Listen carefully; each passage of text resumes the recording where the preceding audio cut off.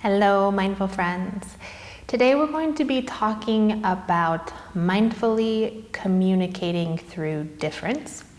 I think this is an especially important topic right now, as it always is, and I will be offering a class on this towards late October. So look forward to that and think if that might serve you in your life to learn a little bit more about this. But for now, we'll talk about kind of the general concepts and approaches that we would like to take when communicating through difference. And one is recognizing the reality that you will always have to do this in your life, because we live in a grand, beautiful, amazing, diverse world, which means there will be different trains of thought. There will be different ways of living, interacting, seeing the world,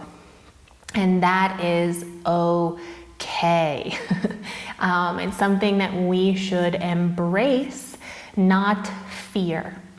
So step one, recognizing that there will always be difference in this world, and that your safety and well-being does not depend on everybody thinking the same. It does not. So once we get that out of our system, which can take a lot of work and training in itself, right? That could be a whole practice in and of itself. Once we kind of admit that there will be difference, my safety is not threatened by difference. Now, when we start approaching conversations with difference or opening to being able to be around it, we shift our mentality from the difference, the other, being my enemy. So I think it's very easy for us to automatically label them as a threat and as an enemy. So somebody we need to defeat, change, convert, convince in order for us to be safe and well. So we enter into these conversations with the goal of control the other person, make them see like me. They are my enemy if they continue thinking like they do. We need to work on this mentality right away. Never go in with the assumption that they are your enemy. If you are, the conversation will not go well. If you go in there, my enemy, their idea is threatening me. It won't fare well for either of you. So making sure that when you enter into conversations, look at that.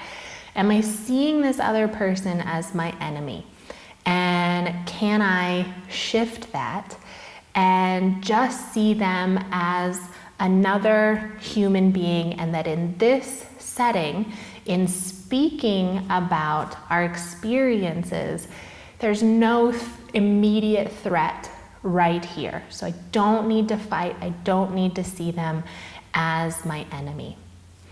And now we open up our own mindset, right? So if they're not my enemy, now I'm not in defend mode. I'm not in close off mode. I can open my heart and my mind to being able to listen to difference, to being able to accept some of the things that I'm hearing without immediately fighting back or trying to change what they are saying. So this opening means that we have to enter into the conversation not rigidly convinced that our way is the only right way, that this is the only answer, there's no room for movement or change in me. This will not go so well. So we have to be flexible, we have to be adaptable, we have to see that there's different angles to this, different perspectives, and so we're open to being able to hear and listen to, maybe accept some of these different perspectives. And in this means that we observe the ones that we cling very tightly to, can't let go of, and we see if we can soften. Maybe not all the way, but saying there's a little room for adaptation here. I think it was Parker Palmer who said that listening deeply means that you listen with the willingness to be changed by what you hear. Many of us have a hard time doing that if we're conversing with someone we have labeled enemy. So now we're not labeling them enemy, we are staying open to what we are hearing, which means we also have to be aware of what assumptions we're making about the other person or judgments we're making about them or their beliefs. So this brings up empathy and compassion, that they have a different experience. Okay, they have lived things differently than us. It's based on their lifestyle, where they grew up, their culture, their values, how they see their needs of safety, belonging, love, nourishment, how they believe those will be met. So we know that those are different than our own, and so we drop our assumptions around what it means about this person, that they might have different views on this because they've grown up in a different way. So we're taking into consideration their differences. And now when we listen, we always kind of start by thinking we'll be able to listen first, right? If you go into a conversation with the sole mission to speak your mind and all you do is, plow through listing all of your whys, all of your definitions, defending your position, it's not a conversation, and you didn't go in there with the willingness to hear and understand the other side. So we go in ready to listen to the other side, to explore their view of things. If we're in that safe environment, we've dropped the fight and enemy image, this stage is a lot easier. I can listen here. I'm safe enough to be able to listen here.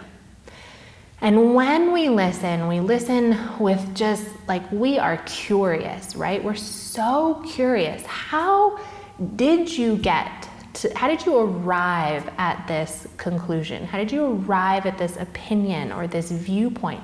I really want to know. Because if you step back and see how they arrived there, you'll probably see that through their experience, through their lifestyle, it might kind of make sense why they are where they are, based on their values, their past fears, their past experiences, their past traumas, what they think will keep them safe. If you're so curious and want to know all of those things, then when you're listening, you will develop an understanding that maybe you don't agree with their position, but it will help you to empathize with them, to connect with them, if you understand the arrival at that opinion. So in this stage, we want to be super curious and asking questions that kind of lead us to that deep understanding. How did you get here? What needs is this going to meet for you? What feels like this is protecting? And then finally, we always put the least emphasis on our own speaking, but the mindful speaking could be a huge class in and of itself. Of when we do speak, we make sure we're doing it in love and kindness and with the goal to help the other person understand our experience. We're not explaining it in a way that says this is global, this is how everybody should experience it, this is how the whole world should see things. We're explaining our view and our opinion in a way that says, this reflects my experience in life. just mine. Maybe not yours, not everybody else's. This is how I arrived here, based on, my past, my traumas, my idea of safety. Here's where I arrived. And typically when both sides kind of listen and speak in this way, you see that those needs along the path of how you got to these very conflicting ideas, at the base of them were needs and kind of values that might be more similar than you would assume. And so if you work your way back to just those needs and values, let go of your super rigid stance here in the middle of black and white, either or, all my idea or all your idea, that's it. Let that go and work your way back to the true needs and values, and then rework them in a curious, exploring, open way. You can see that there's a way to compromise and develop societies and systems and working together to make things work for everybody. If we're truly addressing the real need and value and not just clinging to our end opinion and belief, but with an open mind, exploring options, being curious together, not from separate sides battling, curious together. How could we make this work so both feel like our needs and values are being honored and respected? That's a lot. So that was like main big summary. Maybe we'll talk about this again next time. But remember, that's kind of the process we think about when entering into these hard conversations. And again, look for that class in October. And hopefully we can all start communicating a little better through our differences.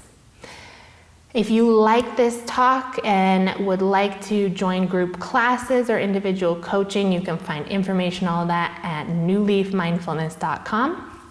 My new book is out. I'm so excited. I'm doing a book reading on Thursday at the Montrose Library. You can find info on that on my website as well. It's called Healing Mindfully, Finding Peace Through Pain, Illness, and Aging. And don't forget to like, share, and subscribe. I hope to see you all very soon.